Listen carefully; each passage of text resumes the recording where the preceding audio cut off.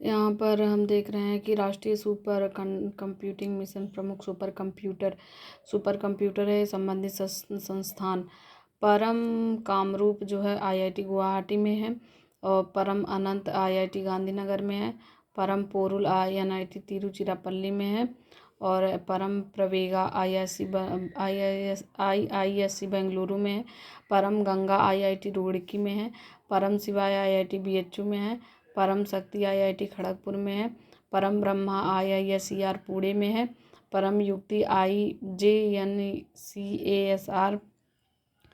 जिस जवाहरलाल नेहरू उन्नत वैज्ञानिक अनुसंधान केंद्र बेंगलुरु में है। और फिर उसके बाद आगे देखते हैं परम संगणक जो है आईआईटी कानपुर में है। तो ये क्वेश्चन आता है कि परम संगणक कहाँ है, कानपुर में है। और एक ये परम कामरूप कहाँ पर, आईआईटी गुवाहाटी में। परम अनंत कहाँ है, आईआईटी गांधीनगर में है। तो ये 3 बहुत इंपॉर्टेंट है। फिर उसके बाद परम सिद्धि एआई सीडैक पुणे में है, परम सिद्धि एआई सीडैक पुणे में है। प्रत्यूष भारतीय उष्णदेशीय मौसम विज्ञान संस्थान पुणे में है, और प्रत्यूष भारतीय उष्णदेशीय मौसम विज्ञान संस्थान पुणे में है। मिहिर राष्ट्रीय मध्यम अवधि मौसम पूर्वानुमान केंद्र नोएडा में है। फिर उसके बाद आगे देख लेते हैं कंप्यूटर का वर्गीकरण। कार्य एवं आकार एवं कार्य के आधार पर कंप्यूटर को 4 भागों में विभाजित किया जाता है। पहला है माइक्रो कंप्यूटर, दूसरा है मिनी कंप्यूटर, तीसरा है मेनफ्रेम कंप्यूटर, चौथा है सुपर कंप्यूटर। माइक्रो कंप्यूटर क्या है? माइक्रो कंप्यूटर ये कंप्यूटर आकार में छोटे होते हैं। इन कंप्यूटर में माइक्रो प्रोसेसर का उपयोग किया जाता है, इसलिए इन्हें माइक्रो कंप्यूटर कहते हैं। इन कंप्यूटर को पीसी भी कहा जाता है। पीसी को निम्न भागों में बांटा जाता है। तो फिर हम यहाँ पे क्वेश्चन पूछता है कि किस कंप्यूटर में माइक्रो प्रोसेसर का प्रयोग किया जाता है। तो कंप्यूटर में माइक्रो प्रोसेसर का प्रयोग किया जाता है, और माइक्रो कंप्यूटर को ही पीसी कंप्यूटर भी कहा जाता है। जो ये पीसी है इसको 3 भागों में बांटा गया है माइक्रो कंप्यूटर को। एक desktop computer, laptop computer, palmtop computer, notebook computer, tablet computer. तो यहाँ पे हम देख लेते हैं desktop computer, laptop computer, palmtop computer, notebook computer, tablet computer. फिर उसके बाद देखते हैं मिनी कंप्यूटर। मिनी कंप्यूटर क्या है? मिनी कंप्यूटर आकार में बड़े होते हैं। मिनी कंप्यूटर की वर्ड लेंथ 32 बिट या इससे अधिक होती है। मिनी कंप्यूटर का प्रयोग पेरोल, अकाउंटिंग, वैज्ञानिक प्रयोगों आदि के लिए किया जाता है। मेनफ्रेम कंप्यूटर, तो यहाँ से क्वेश्चन बनता है कि ये इनकी वर्ड लेंथ कितनी होती है? 32 बिट होती है मिनी कंप्यूटर की, और इनका प्रयोग जो है पेरोल, अकाउंटिंग और वैज्ञानिक प्रयोगों आदि में किया जाता है। उसके बाद देख लेते हैं मेन फ्रेम कंप्यूटर। ये कंप्यूटर बड़ी कंपनियों और ऑफिसों में सर्वर कंप्यूटर के लिए प्रयोग किए जाते हैं। इस कंप्यूटर पर एक साथ कई प्रयोक्ता लॉगिन कर सकते हैं। इनकी मेमोरी बहुत अधिक होती है। और तो ये मेन फ्रेम कंप्यूटर का हो गया। सुपर कंप्यूटर सुपर कंप्यूटर का प्रयोग पहली बार अमेरिका में वर्ष 1929 में हुआ था। तब बाइनरी डिजिटल तकनीकी वाले आज के कंप्यूटरों का जन्म भी नहीं हुआ था। उस समय यह शब्द गणना यंत्र बनाने वाली अमेरिकी कंपनी आईबीएम के एक ऐसे भारी भरकम और जटिल गणना यंत्र की प्रशंसा में गढ़ा गया था, जिसे अपने समय की सबसे तेज गणना मशीन माना जा रहा था। आजकल के सुपर कंप्यूटर इस्पात की ऊंची ऊंची अलमारियों जैसे लगने वाले उच्च कोटि के कंप्यूटरों का एक ऐसा सुसंबद्ध समूह होते हैं, जिनमें कई माइक्रो प्रोसेसर एक साथ काम करते हुए किसी भी जटिलतम समस्या का तुरंत हल निकाल लेते हैं। सुपर कंप्यूटर की कार्य निष्पादन क्षमता बताने के लिए गीगा फ्लॉप से, टेराफ्लॉप से और पेटाफ्लॉप जैसी इकाइयों का प्रयोग किया गया है। तो फिर उसके बाद हम देखते हैं कि कंप्यूटर की जो निष्पादन क्षमता है वो जो है गीगा फ्लॉप, टेराफ्लॉप और पेटाफ्लॉप जैसी इकाइयों का प्रयोग होता है। प्रति सेकेंड अरबों खरबों गणनाएं कर देने वाले सुपर कंप्यूटर का उपयोग खासकर ऐसे क्षेत्रों में किया जाता है जिनमें कुछ ही क्षणों में बड़े पैमाने पर गणनाएं करने की जरूरत पड़ती है। मसलन मौसम संबंधी अनुसंधान, नाभिकीय हथियारों, क्वांटम फिजिक्स और रासायनिक यौगिकों के अध्ययन आदि में सुपर कंप्यूटरों का उपयोग किया जाता है। नवंबर 2024 में जारी विश्व के द्रुततम सुपर कंप्यूटरों की टॉप 500 सूची के अनुसार विश्व का दूरतम fastest super computer El Capitan America का है। एल कैपिटन अमेरिका का है 2024 के अकॉर्डिंग, जिसकी अधिकतम संसाधन गति 1742 पेटा फ्लॉप। तो यहाँ पे हम देखते हैं कि सबसे पहले गीगा फ्लॉप, टेरा फ्लॉप, फिर उसके बाद पेटा फ्लॉप। तो यहाँ की इसकी जो है संसाधन गति जो है 1742 पेटा फ्लॉप से है। वास्तव में यह विश्व का तीसरा एक्जा स्केल सुपर कंप्यूटर है। और फिर उसके बाद यहाँ पे हम देख लेते हैं कंप्यूटर टॉप 500 सूची के जो कंप्यूटर हैं 2024 के। तो यहाँ पे पहला स्थान किसका है? पहला स्थान एल कैपिटन अमेरिका का है। एल कैपिटन अमेरिका का है, इसकी जो है 1742 है, पेटा फ्लॉप में है। अब फिर उसके बाद दूसरा है फ्रंटियर, ये भी अमेरिका का है। और तीसरा है अरोरा, ये भी अमेरिका का है। चौथा है ईगल, ये भी अमेरिका है। और फिर पांचवा है HP-C6, ये इटली का है।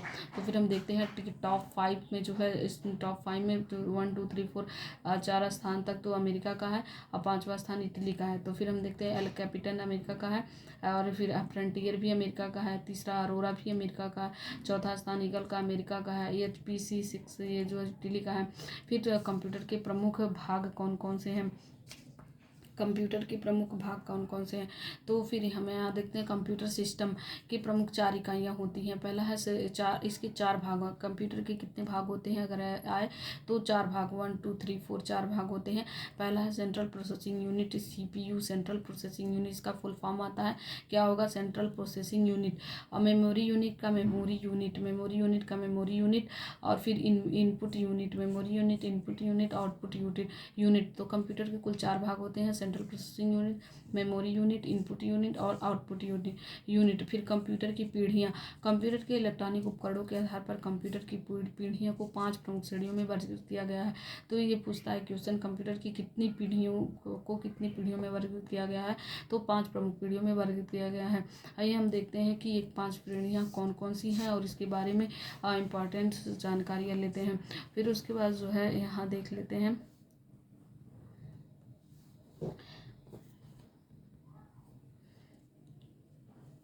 प्रथम पीढ़ी का कंप्यूटर, दूसरी पीढ़ी का कंप्यूटर, तीसरी पीढ़ी का कंप्यूटर, चौथी पीढ़ी का, और फिर 5वीं पीढ़ी वर्तमान एवं उससे आगे। तो प्रथम पीढ़ी में ये पूछता है कि पीढ़ी के हार्डवेयर देखते हैं, फिर सॉफ्टवेयर, फिर विशेषताएं, फिर उदाहरण देखते हैं। तो प्रथम पीढ़ी में ये क्वेश्चन आता है कि vacuum tube, magnet, drum, memory का प्रयोग किस पीढ़ी में किया गया था? तो प्रथम पीढ़ी में। तो vacuum tube, magnetic drum, memory का उपयोग प्रथम पीढ़ी में किया गया। मशीनी भाषा का प्रयोग प्रथम पीढ़ी में किया गया। बड़ा आकार, खर्चीला, सीमित अनुप्रयोग ये प्रथम पीढ़ी में हुआ।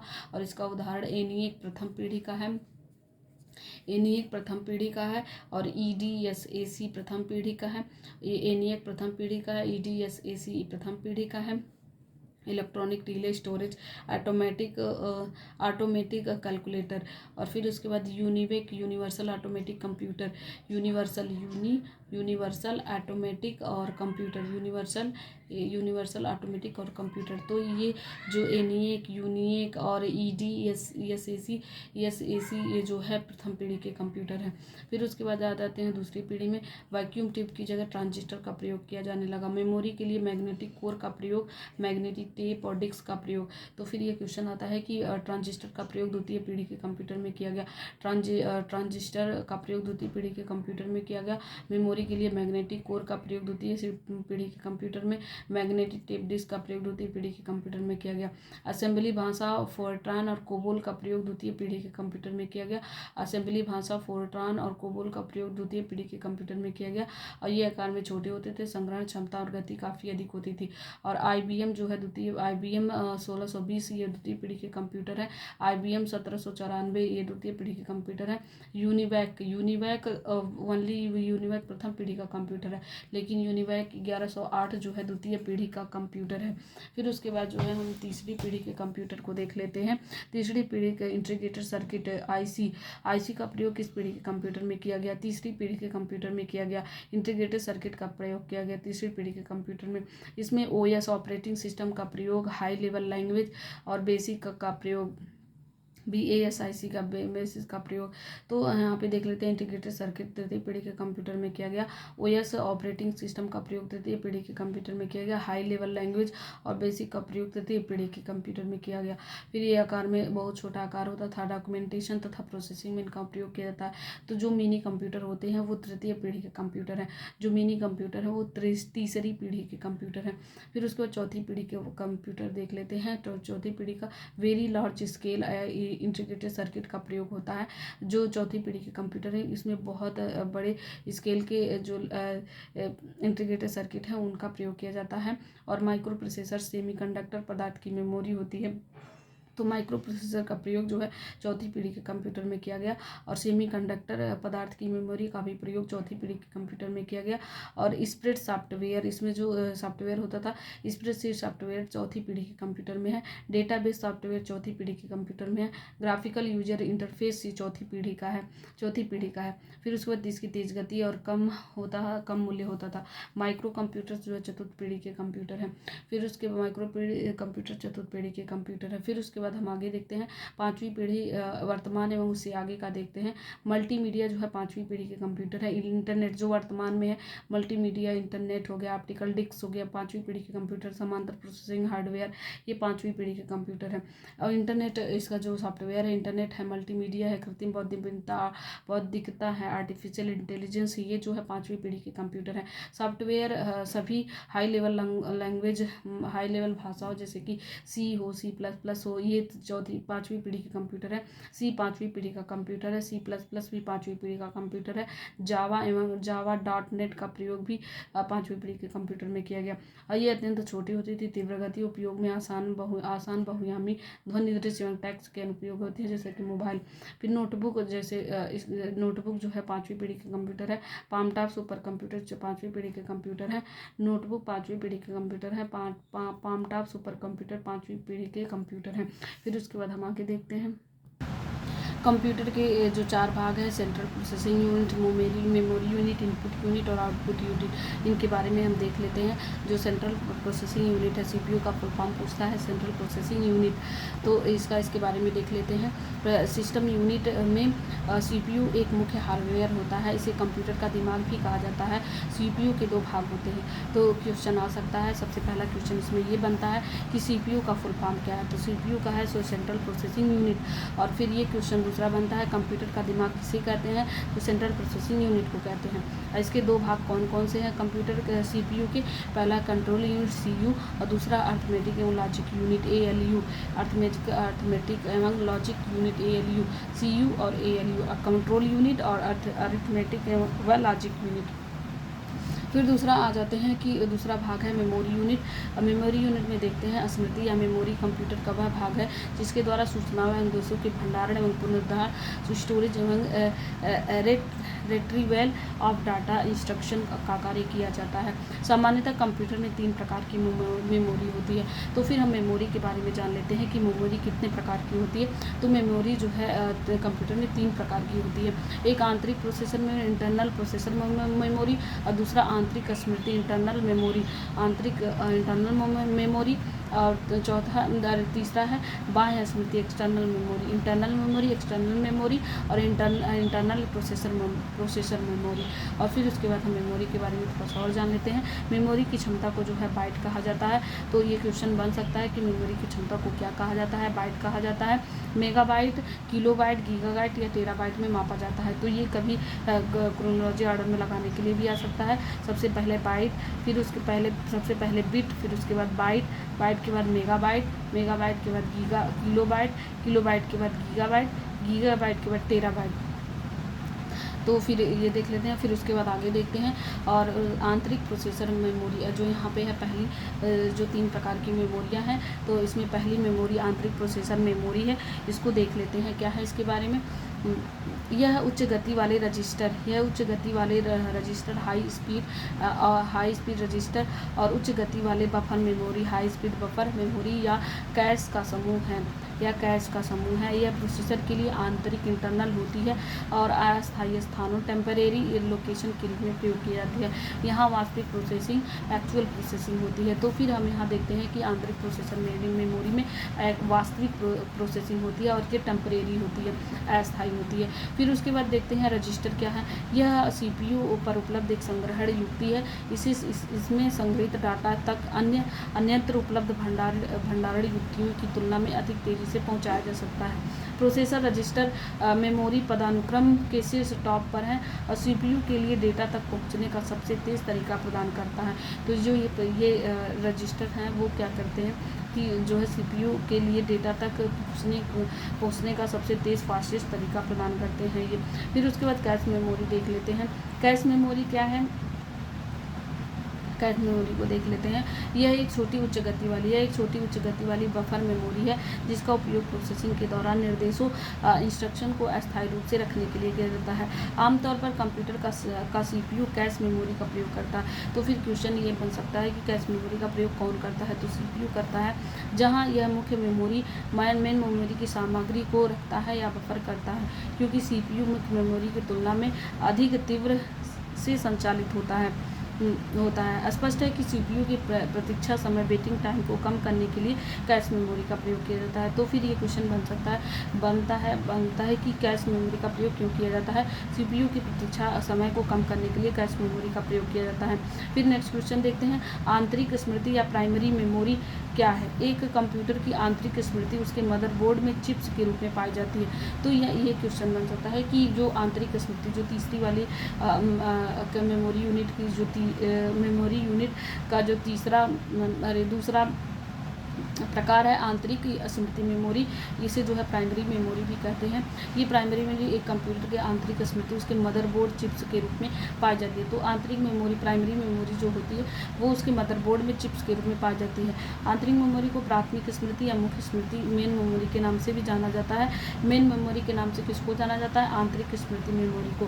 फिर कंप्यूटर द्वारा जिन दो प्रकार की आंतरिक स्मृतियों का उपयोग किया जाता है वे दो हैं, रैम है। रैम से क्वेश्चन पूछ सकता है कि रैम कौन सी मेमोरी है, तो प्राइमरी मेमोरी है।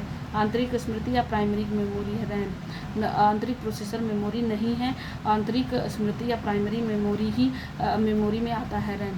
ठीक है, रैम देख लेते हैं। रैम का फुल फॉर्म क्या है, रैंडम एक्सेस मेमोरी। और फिर उसके बाद आगे का देखते हैं, ROM ROM read only memory, random access memory, read only memory.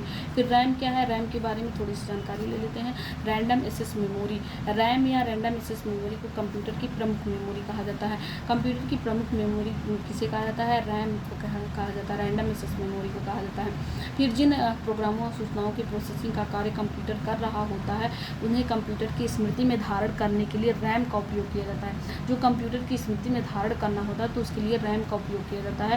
यह अस्थायी टेम्परेरी या वाष्पशील वोलाटाइल मेमोरी होती है। तो फिर ये क्वेश्चन पूछता है कि कौन सी मेमोरी टेम्परेरी और वोलाटाइल होती है, तो रैम जो है टेम्परेरी या वोलाटाइल होती है मेमोरी होती है, अर्थात इसमें संग्रहित डेटा कंप्यूटर बंद होने पर नष्ट हो जाता है तथा उनको पुनः प्राप्त नहीं किया जा सकता।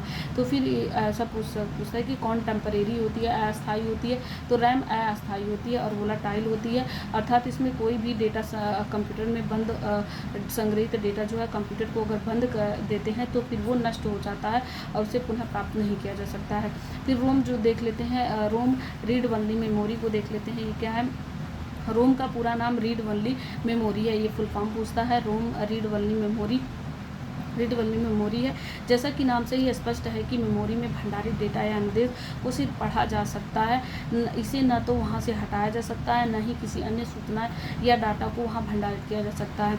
फिर उसके बाद यह मेमोरी कंप्यूटर में अस्थायी होती है, परमानेंट होती है और नॉन वोलाटाइल होती है। तो फिर ये क्वेश्चन बनता है कि कौन टेम्परेरी होती है, टेम्परेरी और वोलाटाइल जो है रैम होती है और परमानेंट और नॉन वोलाटाइल जो है रोम होती है और ये अस्थायी होती है। अस्थायी होती है। फिर कंप्यूटर के बंद होने पर भी रोम में सूचनाएं संग्रहित रहती हैं, नहीं नष्ट नहीं होती। सामान्यतः basic input output system BIOS का प्रयोग का नाम का एक प्रोग्राम रोम चिप में संग्रहित होता है। तो फिर यहाँ पे हम देख लेते हैं कि रोम चिप में कौन सा प्रोग्राम संग्रहित होता है। तो basic input output system, basic input output centre BIOS जो है नाम का एक प्रोग्राम जो है रोम चिप में संग्रहित होता है। वही रोम और रैम में तुलना कर लेते हैं, देख लेते हैं कि इसमें क्या डिफरेंस है। जो रैम होता है इसका फुल फॉर्म होता है रीड ओनली मेमोरी, और जो रोम होता है रीड ओनली मेमोरी।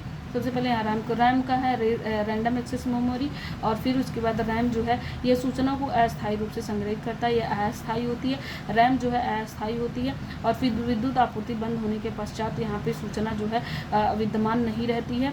और फिर ये वाष्पशील वोलाटाइल मेमोरी है रैम वोलाटाइल वाष्पशील मेमोरी है। इसमें वर्तमान में प्रयुक्त हो रही प्रचालन प्रणाली और एप्लीकेशन प्रोग्राम होते हैं। और फिर ये रैम के प्रकार हैं गतिशील रैम, डायनेमिक रैम और स्थिर रैम, स्टैटिक रैम। तो रैम दो प्रकार के होते हैं, एक गतिशील रैम और स्थिर रैम, डायनेमिक रैम और स्टैटिक रैम। और फिर रोम को देख लेते हैं कि यह रीड ओनली मेमोरी, GR से रीड, O से ओनली, M से मेमोरी। यह सूचना को अस्थायी कौन होता है? रोम होता है। रोम अस्थायी होता है, अस्थायी रूप से संचित करता है। कंप्यूटर बंद होने के बाद भी सूचनाएं विद्यमान रहती हैं। और गैर वाष्पशील नॉन वोलाटाइल मेमोरी होती हैं। ये इसमें बूट लोडर जैसा सिस्टम सॉफ्टवेयर होता है। इसमें जो है बूट लोडर जैसा सिस्टम सॉफ्टवेयर होता है। रोम में बूट लोडर जैसा सिस्टम सॉफ्टवेयर होता है। फिर उसके बाद जो है हम आगे देखते हैं रोम के प्रकार। रोम के प्रकार हैं प्रोम है एक, और फिर EEPROM है और EEPROM। ये जो है रोम के प्रकार है। तो रोम के प्रकार हैं प्रोम जो है रोम के प्रकार हैं, प्रोम, EEPROM और EEPROM। फिर उसके बाद आगे देख लेते हैं आगे क्या है। फिर उसके बाद आगे देखते हैं CMOS complementary metal oxide semiconductor memory. इसको देख लेते हैं ये क्या है। कंप्यूटर में रैम एवं रोम के अतिरिक्त एक तीसरे प्रकार की प्राथमिक मेमोरी या स्टोरेज भी होती है, जिसे CMOS कहते हैं। इसका प्रयोग सिस्टम कॉन्फ़िगरेशन, तारीख, समय, अन्य महत्वपूर्ण आंकड़ों को संग्रहित करने के लिए किया जाता है। कंप्यूटर को स्विच ऑन किए जाने पर BIOS परिधीय उपकरणों और पेरिफेरल डिवाइस के साथ CMOS की सूचना का मिलान करती है। जो BIOS होती है, जो कंप्यूटर को स्विच ऑन किए जाने पर BIOS परिधीय उपकरणों के साथ CMOS की सूचना का मिलान करती है, और मिलान न होने की स्थिति में त्रुटि एरर को प्रदर्शित करती है। तो यहाँ CMOS को देख लेते हैं ये क्या है। ये जो है रैम और रोम के अतिरिक्त जो है एक और प्राथमिक मेमोरी होती है जो स्टोरेज भी होती है, और ये जो है जिसे CMOS कहते हैं। फिर उसके बाद आगे देखते हैं।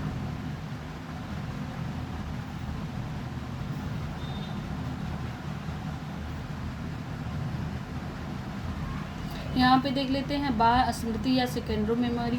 बाह्य स्मृति या सेकेंडरी मेमोरी, बाह्य स्मृति को द्वितीयक स्मृति सेकेंडरी मेमोरी भी कहते हैं। सेकेंडरी मेमोरी के कुछ प्रमुख उदाहरण हैं। तो फिर हम यहाँ देख लेते हैं कि जो बाह्य स्मृति सेकेंडरी मेमोरी थी उसमें जो है कौन कौन आते हैं। हार्ड डिस्क जो है सेकेंडरी मेमोरी में आता है, फ्लॉपी डिस्क सेकेंडरी मेमोरी में आता है, CD-ROM सेकेंडरी मेमोरी में आता है, DVD सेकेंडरी मेमोरी में आता है, पेन ड्राइव सेकेंडरी मेमोरी में आता है, ब्लू रे डिस्क सेकेंडरी मेमोरी में आता है। तो फिर ये जो है हम बाह्य स्मृति मेमोरी को देख लेते हैं। ये हार्ड डिस्क सेकेंडरी में आता है, फ्लॉपी डिस्क सेकेंडरी में, CD-ROM सेकेंडरी में, DVD सेकेंडरी में, पेन ड्राइव सेकेंडरी में, ब्लू रे डिस्क सेकेंडरी मेमोरी में आता है। फिर उसके बाद इन सब के बारे में थोड़ी जानकारियाँ ले लेते हैं कि हार्ड डिस्क जो है, हार्ड डिस्क क्या है। एक हार्ड डिस्क में एक से अधिक डिस्क होती है। प्रत्येक डिस्क ट्रैक में विभाजित होती है और प्रत्येक ट्रैक सेक्टर में विभाजित होता है। फिर उसके बाद जो है यहाँ पे DVD देख लेते हैं। DVD का फुल फॉर्म पूछता है और जो है DVD डिजिटल वर्सटाइल डिस्क। यहाँ पे ये स्पेलिंग ध्यान रखेंगे क्योंकि जब क्वेश्चन पूछता है तो कभी कभी कुछ और V से दे दिया जाता है। तो यहाँ पे हम देखेंगे D से डिजिटल और D से डिस्क हो गया, और V से जो है वर्सटाइल, डिजिटल वर्सटाइल डिस्क या डिजिटल वीडियो डिस्क। तो दो हैं, हो सकते हैं डिजिटल वर्सटाइल डिस्क या डिजिटल वीडियो डिस्क। वीडियो भी हो सकता है, वर्सटाइल भी हो सकता है। उसके बाद जो देखते हैं DVD क्या है। DVD एक ऑप्टिकल स्टोरेज डिवाइस है और जो CD की तरह होती है, परंतु इसकी संग्रहण क्षमता CD से 15 गुना तक अधिक होती है। तो जो डीवीडी होती है वो सीडी से 15 गुना अधिक इसकी संग्रहण क्षमता होती है। फिर उसके बाद देख लेते हैं डीवीडी के भी दो प्रकार होते हैं, एक डीवीडी आर है, एक डीवीडी आर डब्ल्यू है। एक डीवीडी आर है, एक डीवीडी आर डब्ल्यू है। फिर उसके बाद हम देख लेते हैं जो वहाँ पे था सेकेंडरी मेमोरी पेन ड्राइव को देख लेते हैं। पेन ड्राइव सेकेंडरी मेमोरी है। और ये देख लेते हैं पेन ड्राइव जो है सेकेंडरी मेमोरी जिसे बाह्य मेमोरी भी कहते हैं। और पेन ड्राइव जो है को यूएसबी फ्लैश ड्राइव भी कहते हैं। तो फिर क्वेश्चन पूछता है कि यूएसबी फ्लैश ड्राइव किसे कहते हैं, यूएसबी फ्लैश ड्राइव किसे कहते हैं, तो पेन ड्राइव को कहते हैं। पेन ड्राइव वर्तमान डाटा संग्रहण युक्ति और डाटा स्टोरेज डिवाइस में सबसे ज़्यादा लोकप्रिय है। तो फिर यहाँ डाटा संग्रहण युक्तियों के नाम में आएगा तो सबसे ज़्यादा लोकप्रिय नाम है पेन ड्राइव है। फिर उसके बाद देख लेते हैं कि ब्लू रेडिक्स ये भी बाँ है या सेकेंडरी मेमोरी है। ब्लू रेडिक्स बाँ या सेकेंडरी मेमोरी है, इसके बारे में जान लेते क्या है। ब्लू रेडिक्स जो है वो एक ऑप्टिकल डिस्क होता है जिसे डीवीडी का उन्नत संस्करण कहा जाता है। तो क्वेश्चन पूछ सकता है डीवीडी का उन्नत या एडवांस संस्करण कौन सा है, ब्लू रे डिस्क है। और ब्लू रे डिस्क जो है में ब्लू लेजर के रंग को तथा ब्लू रे डिस्क में ब्लू होता है, जो ब्लू रे डिस्क लिखा हुआ है ब्लू लेजर का रंग होता है, कलर होता है, ब्लू लेजर का रंग और कलर होता है को तथा रे ऑप्टिकल रेज को दर्शाते हैं।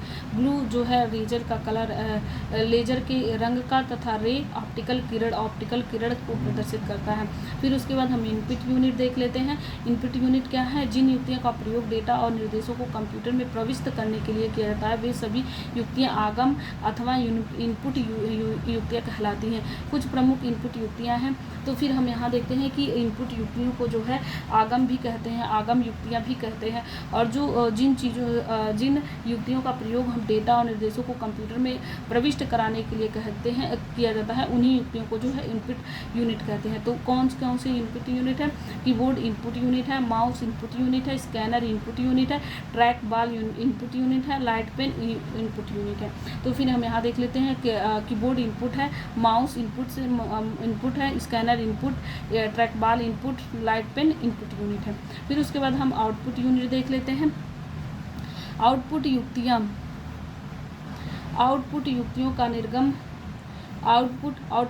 का निर्गम उपकरण से तात्पर्य ऐसे उपकरण से होता है जो कि संगणना के परिणाम को प्रयोगकर्ता तक पहुंचाते हैं। तो जो परिणाम हमें प्राप्त होता है वो आउटपुट यूनिट से प्राप्त होता है। ये परिणाम दृश्य प्रदर्शन इकाई द्वारा दिखलाए जाते हैं, प्रिंटर द्वारा मुद्रित कराए जा सकते हैं, चुंबकीय माध्यमों पर संग्रहित किए जा सकते हैं तथा अन्य विधि द्वारा यह निर्गम प्राप्त किए जा सकते हैं। जैसे जो प्रिंटर है वो आउटपुट है, प्लॉटर आउटपुट है, मॉनिटर आउटपुट है, LCD आउटपुट है। तो प्रिंटर आउटपुट है, प्लॉटर आउटपुट है और मॉनिटर आउटपुट यूनिट है, LCD आउटपुट यूनिट है। फिर कंप्यूटर सॉफ्टवेयर को मुख्य रूप से दो भागों में बांटा जा सकता है। एक कंप्यूटर सॉफ्टवेयर सिस्टम सॉफ्टवेयर है। कंप्यूटर सॉफ्टवेयर को जो है मुख्य दो भागों में बांटा जाता है, वह है सिस्टम सॉफ्टवेयर और एप्लीकेशन सॉफ्टवेयर। तो सिस्टम सॉफ्टवेयर और एप्लीकेशन सॉफ्टवेयर के बारे में हम जान लेते हैं क्या है। यह कंप्यूटर का मुख्य प्रोग्राम होता है, इसके बिना कंप्यूटर को स्टार्ट नहीं किया जा सकता है। तो जो सिस्टम सॉफ्टवेयर होता है वो कंप्यूटर का मुख्य प्रोग्राम होता है। तो पूछेगा क्वेश्चन कि कंप्यूटर का मुख्य प्रोग्राम कौन सा होता है, वो सिस्टम सॉफ्टवेयर होता है। और अगर सिस्टम सॉफ्टवेयर नहीं है तो कंप्यूटर को स्टार्ट नहीं किया जा सकता है। यह सॉफ्टवेयर कंप्यूटर की आंतरिक कार्यप्रणाली को नियंत्रित करता है। तो जो कौन सा सॉफ्टवेयर जो कंप्यूटर की आंतरिक प्रणाली को नियंत्रित करता है वह है सिस्टम सॉफ्टवेयर। फिर उसके बाद हम देख लेते हैं हम एप्लीकेशन सॉफ्टवेयर ये एक या एक से अधिक प्रोग्रामों का समूह है और जो है जिसे प्रोग्रामर्स द्वारा एक विशेष कार्य करने के लिए डिज़ाइन किया जाता है। आवश्यकता अनुसार भिन्न भिन्न उपयोग के लिए भिन्न भिन्न एप्लीकेशन सॉफ्टवेयर होते हैं, जैसे लिखने के लिए, आंकड़ों को रखने के लिए, गाना रिकॉर्ड करने के लिए, वेतन की गणना, लेन देन का हिसाब आदि के लिए। तो जो होते हैं एप्लीकेशन सॉफ्टवेयर जो भिन्न भिन्न काम के लिए भिन्न भिन्न एप्लीकेशन सॉफ्टवेयर होते हैं। जैसे लिखने के लिए एक अलग सॉफ्टवेयर होगा, आंकड़ों को रखने के लिए एक अलग सॉफ्टवेयर होगा, गाना रिकॉर्ड करने के लिए अलग सॉफ्टवेयर होगा, तो वेतन की गणना के लिए एक अलग एप्लीकेशन सॉफ्टवेयर होगा, लेन देन का हिसाब रखने के लिए एक अलग एप्लीकेशन सॉफ्टवेयर होता है। तो इसीलिए जो एप्लीकेशन सॉफ्टवेयर होता है वो एक या एक से अधिक प्रोग्रामों का समूह होता है। फिर उसके बाद जो है और और फिर उसके बाद देख लेते हैं कि इसका उदाहरण देख लेते हैं कौन कौन सा है। Word processing software, database software, graphic software, ये सब जो है application software. Word processing software application software है, डाटाबेस भी एप्लीकेशन सॉफ्टवेयर है, ग्राफिक सॉफ्टवेयर भी एप्लीकेशन सॉफ्टवेयर है। फिर उसके बाद हम देख लेते हैं यहाँ पे कंप्यूटर प्रोग्रामिंग भाषा देख लेते हैं, कंप्यूटर प्रोग्रामिंग लैंग्वेज देख लेते हैं। कंप्यूटर किसी कार्य को करने के लिए प्रोग्राम द्वारा किए गए निर्देशों का अनुसरण करता है। कंप्यूटर केवल एक भाषा समझता है जिसे मशीनी भाषा कहते हैं। तो ये क्वेश्चन पूछता है कंप्यूटर कौन सी भाषा समझता है, तो हम क्या है उसका आंसर लगाएंगे मशीनी भाषा समझता है। यह भाषा है IS एवं 0S वंस और जीरोज पर आधारित होती है। एक 1 और 0 यानी कि बाइनरी वाली जो 1 और 0 पर आधारित होती है, इसलिए इसे बाइनरी भाषा भी कहते हैं। जो कंप्यूटर की भाषा को मशीनी भाषा, बाइनरी भाषा भी कहते हैं, जो 0-1 पर आधारित होती है। उच्च स्तरीय भाषा के उदाहरण है जैसे कोबोल एक भाषा है, लोगो भी एक कंप्यूटर की भाषा है, बेसिक भी है, एल्गोल भी है, सी भी है, C++ भी है, कोमल है, प्रोलाग है और पास्कल है, जावा है, C# है, RPG है और फिर उसके बाद लिप्स है, फिर स्नोबॉल है आदि। कंप्यूटर नेटवर्क आपस में जुड़े स्वतंत्र कंप्यूटरों का समूह है जो एक दूसरे से संचार स्थापित करने तथा सूचनाओं संसाधनों को साझा इस्तेमाल करने में सक्षम होते हैं। तो जो कंप्यूटर नेटवर्क होते हैं वो आपस में जुड़े स्वतंत्र कंप्यूटरों के समूह होते हैं। यहाँ पे नेक्स्ट देखते हैं, ये तो हो गया कंप्यूटर की भाषा। तो जो कंप्यूटर नेटवर्क होते हैं आपस में जुड़े स्वतंत्र कंप्यूटरों के समूह जो एक दूसरे से संचार स्थापित करते हैं, सूचनाओं संसाधनों को साझा इस्तेमाल करने में सक्षम होते हैं। तो फिर ये नेटवर्क के बारे में, कंप्यूटर नेटवर्क के बारे में हम पढ़ेंगे। कंप्यूटर नेटवर्क क्या है और कंप्यूटर नेटवर्क के कितने प्रकार हैं। तो फिर हम यहाँ देख लेते हैं कंप्यूटर नेटवर्क के प्रकार, इसे हम नेक्स्ट वीडियो में देखते हैं। और अभी बस एक वीडियो और फिर कंप्लीट हो जाएगा ICT।